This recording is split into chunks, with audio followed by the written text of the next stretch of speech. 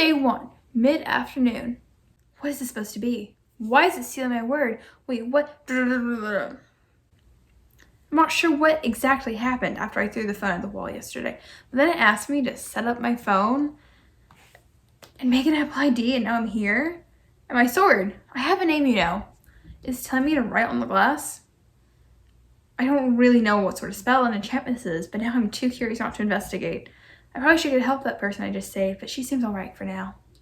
My sword, Azure, is telling me to introduce myself to what seems to be the void.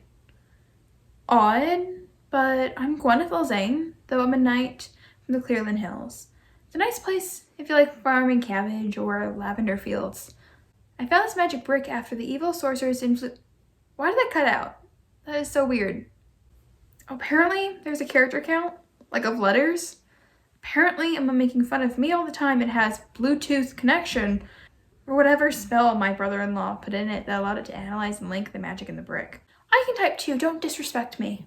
Azure technically is magical, more in a nuisance behavior. Lovingly. Said I was gonna set out traveling. My brother-in-law insisted on giving me this sword. I think he really just couldn't sell it. He even asked me what I could do. It was my only sword though, and it made my mom feel slightly more comfortable, thinking I had some sort of companion setting off through the countryside fighting off monsters. It's not like you haven't needed my help. Okay, but back to this metal and glass thing. I've mentioned this before, but I'll say it again.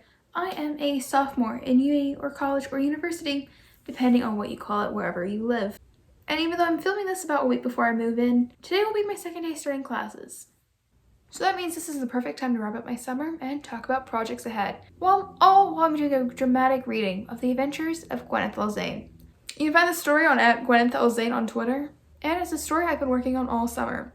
I started posting chapter 1, this chapter in fact, in the very beginning of July, and chapter 8 is in the middle of launching now, which is the beginning of arc 2. Before I finish this dramatic reading of Gwyneth Elzane, I'm going to start off with a couple of announcements. First off, I am fully planning on posting on Tuesday during the semester, but it may not be every Tuesday. I have content planned out for that much, but we'll see if things start. But I'm a college student overloading with 20 hours already, so I might get a little behind, but I'm fully planning on continuing to post this semester. I am trying to work more on specifically physics or science related videos tying into books and D&D. But I will still give plenty of other videos. But as an astrophysics and English double major, I love combining the two subjects, and what better way to do it is by making these videos. You kind of saw it with the Percy Jackson, the environmental disasters video there, or the investigating the ley line, like how to actually move a Welsh king from Wales to rural Virginia. But one of my biggest projects that I'm continuing to do this semester is writing The Adventures of Gwyneth Elzane.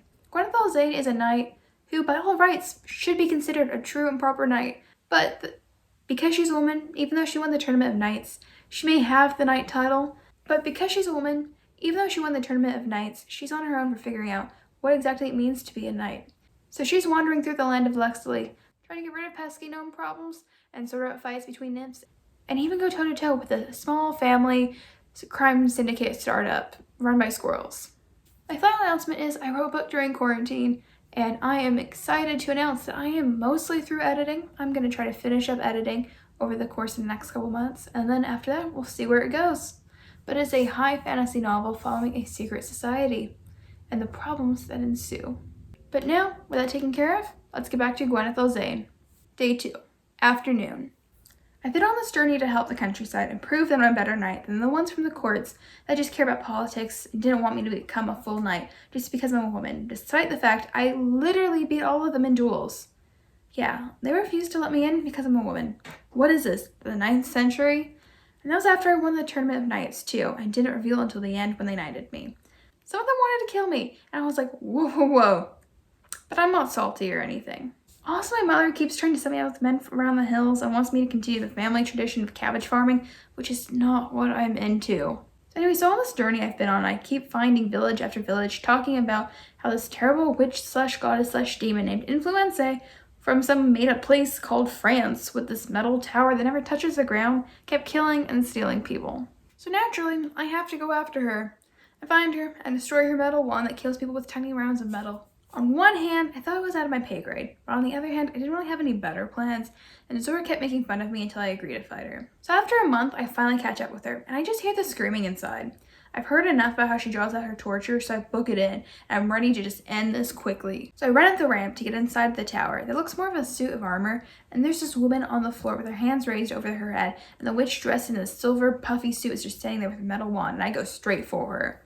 You'll never get away with this!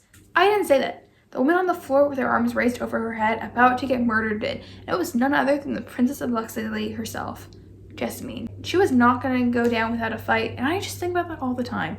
Why would you? Shh, don't say that out loud. She's right next to me. Oh, at this point, we've been traveling back for a few days, and I've been messing with the phone in the meantime when she's resting and she's waking up. Anyway, I guess this is a spoiler, but the witch tried to shoot me, and apparently a metal wand isn't effective against a sword getting rammed into her, and that was the end. Some countdown started, and my sword started translating everything, and the princess scrambled for something. I tried to say something witty, but then Azor swept in and announced that we needed to run or something. I thought this metal box might have stopped the tower from flying off somewhere, but it didn't.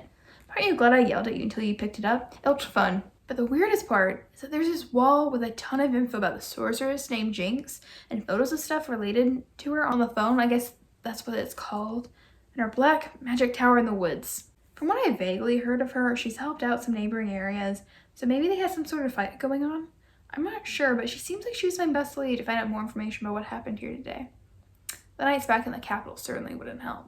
Needless to say, with the fact that it was returning to Earth since I killed the witch, and had all these magical sheets of metal and glass, and it was the weirdest magical lair I have ever been in. All the chaos of getting off the tower before the bottom caught fire and my horse ran off into the woods, I didn't even realize this was the princess who was missing like every time I've been to court. She just stayed calm like this was normal, gathered her stuff, and left. We got to talk some, as you do when you're on horseback for 2 days on your way back to the capital.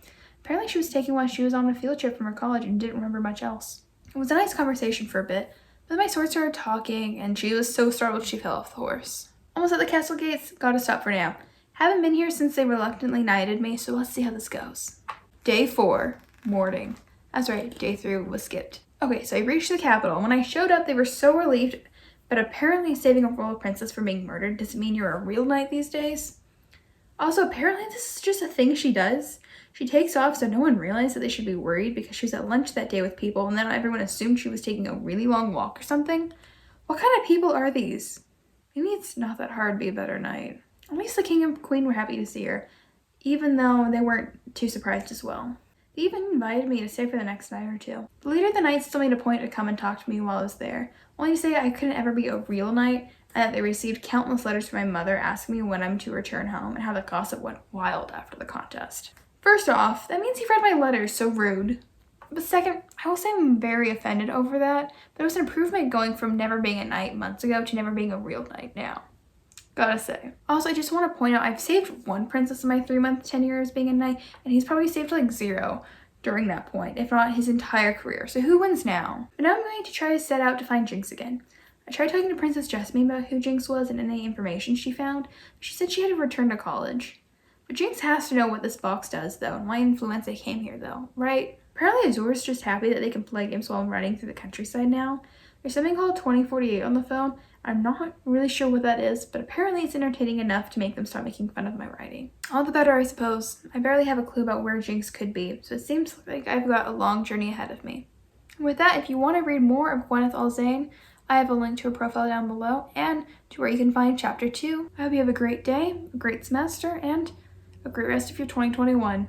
I'll see you next week.